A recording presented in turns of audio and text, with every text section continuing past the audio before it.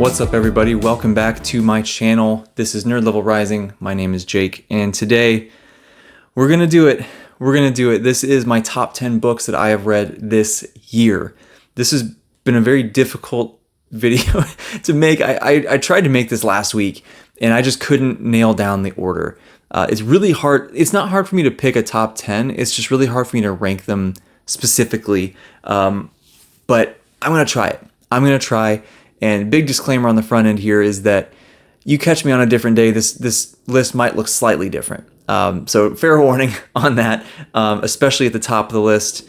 It's like the bottom third of it, the middle third, and the top third all feel right. It's just where exactly do I slot, 1 through 3, 4 through 6, 7 through 10, whatever. Those placings might change a little bit day to day, but nonetheless, gonna try my best, and I did have fun with this, even though it was a little bit stressful trying to finalize the rankings. But here we go. Right, here we go.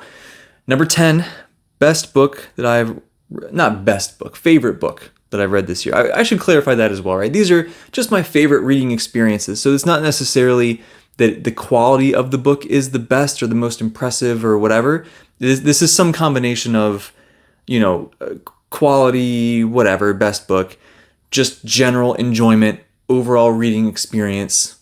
Context matters, right? We'll say that, context matters. So number 10 is Harold, the book one in the God Eater saga by Rob J. Hayes. I have a video on very early on my channel talking about this whole God Eater thing that Rob J. Hayes is doing. So please go watch that if you're interested. But this is on here because of the ending. I read the first, majority of this book, and I was like, this is great. It's nothing groundbreaking. Like, this is very familiar classic fantasy. It's got some twists to it, to the tropes, but it's a lot of the expected things, right? A lot of the familiar things that I know I can count on. Not in a bad way at all. I really enjoyed it, but it just wasn't anything groundbreaking. And then there's just this massive twist as you get through that I was like, okay, wow, this changes my entire experience of this book. And that really solidified this to me as one of my favorite books that I've read this entire year. The novellas that accompany this, so again, if you're not familiar, it's a trilogy of trilogies. We have a main series that are these big chunky books, and then we have a prequel trilogy of novellas, and then an even further back prequel trilogy of novellas. And he's releasing all the book ones. That's what he did this year. Next year will be all the book twos, and then all the book threes.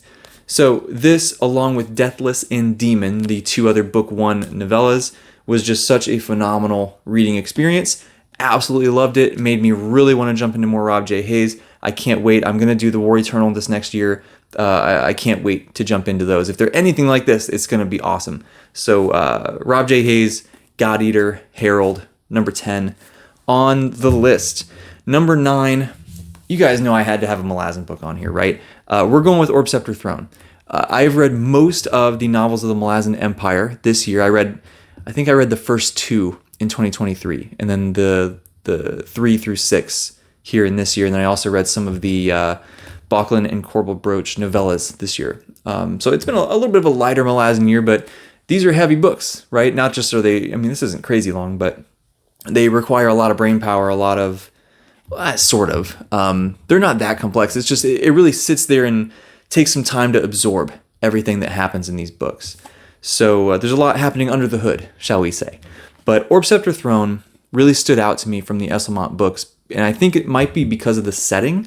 The Esselmont books have been really up and down for me. I've been open about this, that I think I've considered DNFing all of them except for this one, just because they I don't know, there's just been, you get in sort of into the middle, and they can be very slow paced. They can be very, I'm just like, what is going on here? I don't feel very connected to the characters. But then at the end, it all comes together. And then as it sits there in the back of my mind for the next several months, it really coalesces into this thing that I love more and more deeply as the more time passes. And it's a really, really interesting reading experience. So this one, though, was my favorite of the 6. And I think it's primarily because of the setting. This happens in Darujhistan. That has always been my favorite Malazan setting. I loved going back to this city. I loved going back to these characters. seeing them here written by Esselmont rather than by Erickson. And I think he did a phenomenal job. You really can't tell. They just feel like the character, you know. And it was so fun to revisit that stuff. But what both of the authors really are want to do is in each of these books, we're continuing this main thread that's going on. And then we also have the self-contained narrative that's happening. But then we also have, in pretty much every book, we seem to have this, we get really in-depth into at least one culture or race or group of people that we haven't had yet. And here we got a lot of the Segula that was fascinating. And to me, even more fun was the Moranth. Ever since I started Gardens of the Moon back in October 2019, I remember like it was yesterday. Ever since I started Gardens of the Moon, I've been fascinated by the Moranth, and I just really wanted to know more. You get to learn a lot more in this book, and it was so interesting. So a lot of humor in this book too. It was really funny. It just felt like home. Darujhistan feels like Malazan home to me, and so I couldn't not have this on the list. Just absolutely fantastic. Absolutely fantastic. I can't wait to get back to more Esselmont as well. I really want to do the Path to Ascendancy soon and just continue my journey through the Malazan universe. Number 8 on the list is one that I do not have a physical copy of. This is ebook only. That is The Gallant by Janny Wirtz, and it's a novella. And I just read this about a month ago or so, if that, might have been even less. This just blew me away. This is my first Janny Wirtz story. It's like 100 pages long, 120 pages, and it is unbelievable how much she packed into that short of a page count. I mean, it's a romance at the end of the day that I think is handled very, very well. But there's so much that you get political intrigue. You get you learn about the nations. You learn about the magic. You learn about this immediate threat, this battle that's happening, but you learn about this big looming threat that I assume is going to take off in Curse of the Mistwraith. You get so much character depth. You get multiple POVs. It's crazy, and it's like that's a doorstopper book amount of stuff, and she put it into this 120-page novella wrapped in the most beautiful prose I've ever read. I said before that I had to keep rereading things because I was so lost in just the words and how beautiful it was that I missed what actually happened. It was crazy. That's never happened to me before. So I had the pleasure of rereading a lot of that story as I went through, and it was so great, man. It was so great and made me just so excited to read more Janny Wirtz, and that had to be on the list. So there you go. We have The Gallant, and I don't know. I can't express how excited I am to do more Janny Wirtz after going through that. And there might be another Janny Wirtz book on this list, perhaps. I don't know, maybe. Okay, number 7. This one kind of gets on basically due to the context of it, right? That's Tress of the Emerald Sea. Okay, this was a book that I read over the summer. I read this over 3 days. Which is very fast for me. It's only 300 something pages long, but reading 100 pages a day is not something that I do. I just don't spend that much time. But I couldn't put this down. It was the most pure fun that I had reading in a good amount of time. To be honest, when I read this, I was coming off of a month or two of reading a bunch of books that were good but just didn't blow me away, and then I got to this, and it was the absolute perfect thing for me at the time. So I think the context around that is really what vaults this up into the list, just because I just had such a blast reading it. It was so fun. And the story of watching Tress, who is this, she's kind of helpless, to start with, and watching her journey just of gaining confidence, gaining competence, meeting new people, making friends, just growing so much as a person. I relate to that so much.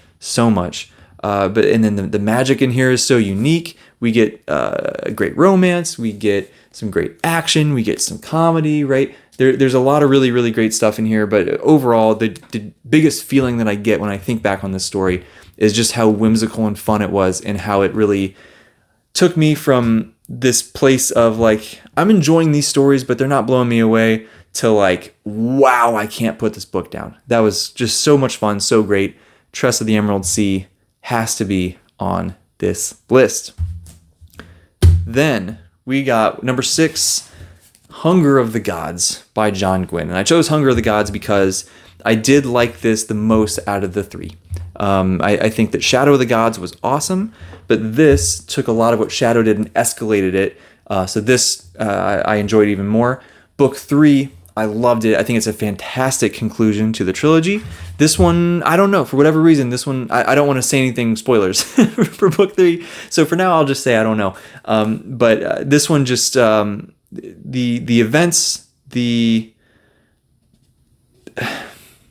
I don't want to spoil anything. I'll just say this was my favorite of the 3. We'll leave it at that. Okay, suffice it to say that for now. But I think that this trilogy as a whole. I just had a video where I talked about this trilogy in depth. So go check that out if you want more. Want to hear me ramble about that a little bit more about why I love this trilogy so much. But I think this one really stuck out to me because, like I said, it escalated everything from book 1. But this is what really drove me to being like, wow, Viking stuff is so cool. I want more of that. I want more books. I want to watch movies. I want to all this stuff, so I want to get back to Vinland Saga, finally read the manga. I love the anime. I should finally read the manga. They're making those gorgeous special editions now that I really want. So this was awesome for that reason as well. It kind of has that extra layer for me. Seeing everything that the characters are sort of being pushed towards doing, building off of what happened in book 1, seeing the gods, right? And how that whole aspect of the story has ramped up a ton compared to book 1. Like, come on, John Gwynne has been outspoken about his goal in a trilogy is to escalate things book to book. He achieved that with flying colors here, and it's got to be on my top 10 of the year list. Hunger of the Gods, John Gwynne. There we go. And now we have reached the top 5 books of the year. This is an exclusive, prestigious list. Okay, it really, really is. No, just some random dude. Who cares? But number 5 on the list is The Prophet of Edan. This, similar to The Hunger of the Gods, this took everything that book 1 did in The Way of Edan and escalated it on every level. We get more character depth. We get more of the magic. We get more of the world building. We get more of the history and the lore, the nations. We get to really explore Norn and Orphandale's relationship, which I absolutely is everything that I wanted to see Gimli and Legolas be on the page. It's fantastic. We get the dragons, right? If you can see that on the cover, we get more and more fighting, right? With the mage fire here, we get so much. We get several hugely epic moments. We get what almost like this could almost conclude the trilogy, right? A lot of the threads are tied up here. Not everything, of course, but a lot of things are. And so I'm just so interested in where book 3 goes. I haven't read book 3 yet. Everything I hear is that it's incredible. But wow, man. I mean, Philip Chase, not just a great booktuber, not just a great person. He is a great writer as well. If you have not checked out this trilogy, you gotta go. You gotta do it. At least as of right now, as I'm recording this, the special edition of The Way of Edan from the Broken Binding is still available. They haven't sold out yet somehow. So if you want that, go order it. Right? It's a little bit pricey, but it's super, super worth it. The quality of, I have a handful of their books at this point. Their quality never disappoints. It's always awesome. Go support them, support Philip, buy those books, man. But yeah, this is phenomenal. And I've talked about how I believe the Edan trilogy is on the fast track to being one of my favorite trilogies ever, being one of my favorite series. It is certainly one of my favorite ongoing series, if I cheat a little bit and count the sequel book that Philip's working on. But it has to be on the list. And I'm very fortunate and have the honor to call Philip a friend at this point, and I'm so appreciative of everything that he's done to welcome me into the community. And maybe I'm a little bit biased for that reason, but once again, this is my channel. I can do what I want. This is my list. Number 5, Prophet of Edan. Number 4, we're getting into the really difficult territory now, right? So a lot of these could shuffle around, as I said, kind of day to day. But number 4, we are going to go with Howling Dark by Christopher Rocchio. This book was coming off of Empire of Silence that I loved, right? But this just elevated it so much. This was one of my favorite books I'd ever read. So of course it has to be on one of my favorite books of the year. And so it's a testament to the things that I read later in the year and how great they have been that this is number 4. But this was just such a different book than Empire of Silence. Empire of Silence is very, it feels like it's so much about Hadrian's hubris and him sort of learning about himself, learning about getting smacked in the face by learning about the world, and his just sort of growth in and of himself beginning. And then we get some of the more, larger scale universal things kind of happening towards the end. Here we're all fully in that. We're exploring more and more aspects of the wider universe. There's this sense of dread and horror that just permeates the entire book.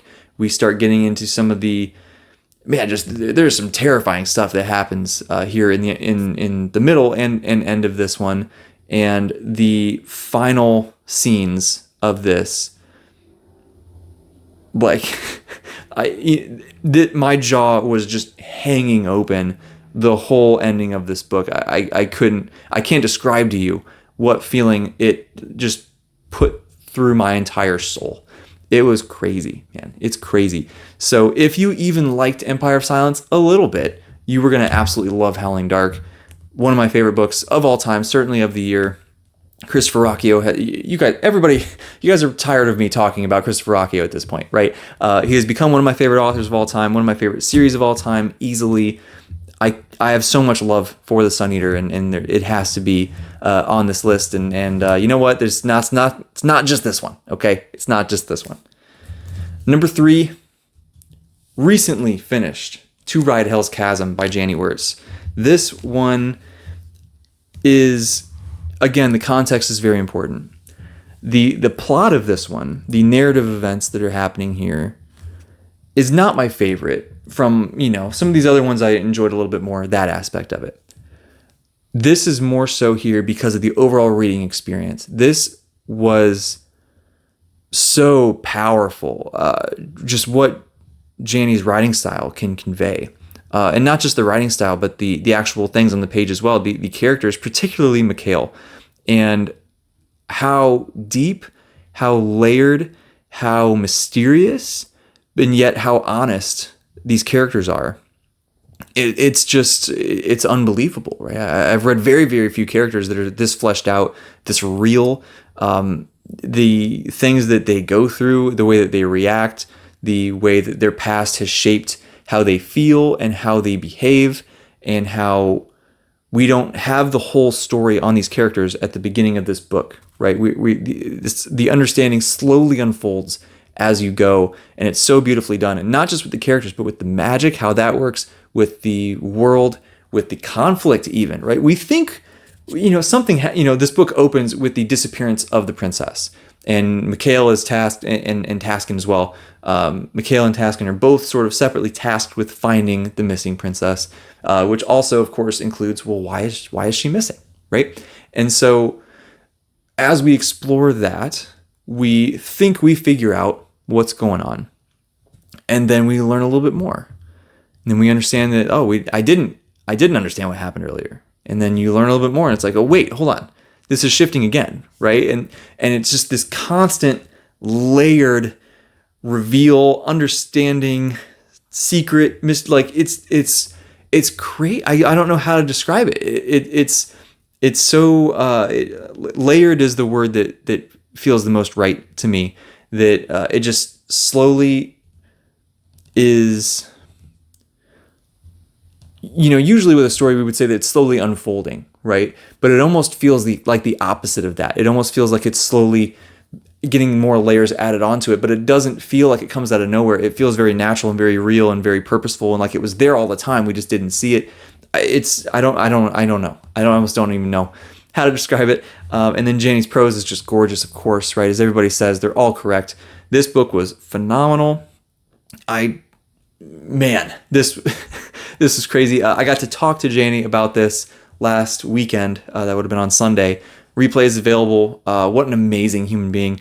Go check out that replay if you're interested in hearing more from her. Wow. So amazing. I'm so grateful to have had that conversation, and so grateful to have read this book, and so excited to jump into Curse of the Mist Wraith next month. We've been talking about it for a long time, 2025, the read along, but next month now. I don't have to say next year. That if you're interested in jumping in, John at Talking Story is the one kind of organizing and hosting that thing. You can, he'll have more information, I'm sure, that comes out soon with the timing and all that kind of stuff. One book every other month, starting in January. Follow along. That's what I'm doing, right? I'm following along, and it's going to be a great journey. I can't wait. Number 2. Oh man, number 2, we went with Kingdoms of Death, again by Christopher Ruocchio, book 4 in the Sun Eater series. This one, again, total reading experience. This was so much fun for me as a huge fan of Berserk. This book was heavily inspired by Berserk. If you're somehow not aware of that, I've talked about it a bunch. Other people have talked about it a bunch. It's not a secret. Christopher's talked about it. Heavily inspired by Berserk. If you know the story of Berserk well, you will find so much stuff in here that comes from it, but not in a bad way at all. It's also it's so fun to pick out all those things, and there's also a lot of just purely original Christopher stuff in here too, right? It's not all. This isn't Berserk the sci-fi book. This is a Sun Eater book that has influences from Berserk.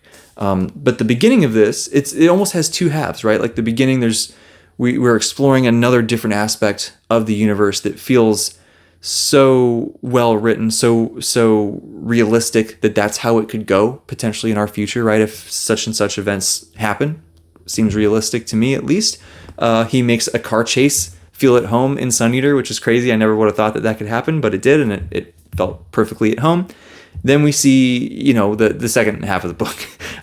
So this has a lot of trigger warnings. This has, this can be a very hard read for some people. Some people find this very depressing, very bleak, and very just incredibly dark, right? To me, that's all music to my ears, right? I want more of that stuff. But if that's something that bothers you, be forewarned. That is certainly here, right? This was just such a interesting reading experience. It really has stuck with me. This was, I think, the fastest I've ever read a Sun Eater book was this one. I just really had a hard time putting it down. And you still get, even with all that stuff said, you still get the classic Sun Eater things, right? All the introspection from Hadrian, all of the deeper learning about what's going on, about what has happened in the past, and more of that like universe building. Now we get into some mythology and some of the potentially greater powers at work, and all of those things that I just absolutely can't get enough of. So Kingdoms of Death's got to be on this list. It's got to be, right? Number 2, only one thing topped this. So what could it be? What could it be? Is Demon in White. Okay, so we have 3 Sun Eater books on the list, but hey, you guys can't be surprised, right? Sun Eater is my obsession right now. I have lived and breathed this series all year. This is my thing. It's got to be on the list. So why is this number 1? I think this is number 1 because it was coming off of Howling Dark. I think that's a big reason. Like I said, Howling Dark was one of my favorite books of all time when I finished it. This was somehow even a little bit better. So that has really, really stuck with me so strongly. And just that feeling and the there's so much happens in this book. It's almost hard to fathom how much happens in this book. It just starts off with this crazy battle scene. You get so much world building. You get so much fascinating information about the ancient past, which for us in our world currently in the real world is sort of the future, right? So it's connecting the dots between where we are currently in real life to where eventually this fictional thing has kind of happened, because this is our far future, right? We get so much of that. We get deeper into aspect / culture, people, machine stuff. I don't know. That's all I want to say. We get really deep into some of that stuff that's really, really fun, really interesting, really scary. There's a lot with that. We get we get a lot more about Valka. We get a lot more depth from her, I think, that I really, really appreciate as a big Valka fan. We get towards the end of this book, we get the end of this book, and that is enough said. If you know, you know. And it's just unbelievable how much happens in this. And it's the biggest Sun Eater book so far, right? It's a big boy. But this was just phenomenal on every level. And I think Christopher's craft has continuously gotten better. And it was certainly improved yet again as we got in here. And I don't know. I can't say enough amazing things. So my favorite read so far, not so far, really, I mean, so far the year, because the year's not done, but it's basically done. That Demon in White, Christopher Ruocchio, Sun Eater takes the cake as the predominant theme of the year. And I have no qualms about that. It was fantastic. Now, with all that being said, all that being done, we have one last thing to talk about, because we know the real number one is Wind and Truth. I mean, come on, you're like all of these are fantastic, but if I'm making a true top 10 list, unfortunately, Harold's probably going to drop off the very bottom. We'll call it the honorable mention. Wind and Truth is going to be, I already know Wind and Truth is going to be number one. I already know. This is going to be number one for a lot of people. It's the stereotypical choice. I get that. But hey, it's true for me, right? I cannot describe how much this series means to me. This has been so special and integral to who I am as a person. And I just can't lie. I can't lie and say that it's not going to be my favorite book of the year. I'm not even very far into it, right? And I have zero doubt that it's going to be my favorite book of the year. I have so much faith in Sanderson to end this thing off in flying colors, and that's just how it's going to be. Okay, that's just how it's going to be. But I didn't want to just talk about this forever, because everyone, of course, knows this is going to be the case. I wanted to show some love to this other stuff. So that's what we got. There's my top 10 favorite reads of the year here in 2024. It's been an amazing reading year, man. Like I've read so much awesome stuff. Some things that I've been looking forward to for a while, like Sun Eater, and the Bloodsworn books and Tress even. Some things that were completely not on my radar at all, a year ago, like Janie Wirtz or like God Eater, right? So this has been just such an amazing year for stories. I'm so grateful for these stories and what they have given me in terms of entertainment, but even more so in terms of things to think about and how I see the world and how I see other people and how I see myself and the perspectives of all of these different people that I've gotten to live through. That's just amazing. And that's one of the most important things to me about reading is experiencing the world through different perspectives, learning and expanding my mind and growing as a person, right? I think that's a beautiful thing that these fun books can do for us. So why not take advantage of that anyway? So let me know in the comments, what have your favorite reads of the year been? I would love to hear it. Every time I get a video that's even somewhat related to this sort of topic of favorite whatevers, there's so much awesome crossover between you guys and me that we get to bond over, but there's also so much awesome differences that I get some new recommendations, and I always love that. So let me know your list. Let me know, have you read any of these? Did you like them? Did you not like them? Do you disagree with anything? Do you think I'm overhyping anything? Etc. Talk to me down there. That's always the most fun thing. If you like the video, hit that thumbs up. If you have not subscribed before and you like the video, you like the channel, hit that subscription button, man. Let's grow the community. Let's grow the NLR community. I get to just meet and talk to more of you guys, and I absolutely love it. It's so much fun. So that's all I got, man. That's all I got. I hope you have an amazing rest of the week, rest of the year. I hope that your year has been full of as many awesome books as mine has been.